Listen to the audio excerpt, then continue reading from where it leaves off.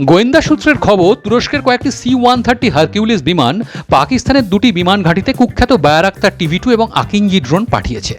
এবার ওই বায়ারাক্তার টিভি-2 ড্রোনের বৈশিষ্ট্য হচ্ছে এরা প্রায় 27 ঘন্টা আকাশে থেকে নজরদারি এবং MAML এবং MAMC লেজার নির্দেশিত অস্ত্র দিয়ে হামলা চালাতে সক্ষম। অপরদিকে আকিঞ্জি ড্রোনটি প্রায় 1350 কেজি অস্ত্র বহনে সক্ষম, সঙ্গে রয়েছে উন্নত রাডার, সেন্সর এবং AI প্রযুক্তি। ব্যাপারটা এখানেই থেমে যায়নি।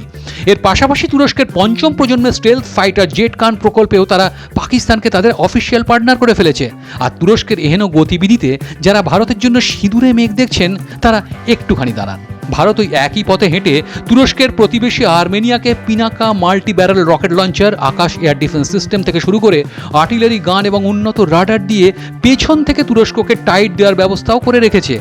অসুবিধে কি? কথাতেই তো আছে, শত্রুর শত্রু বন্ধুই হয়।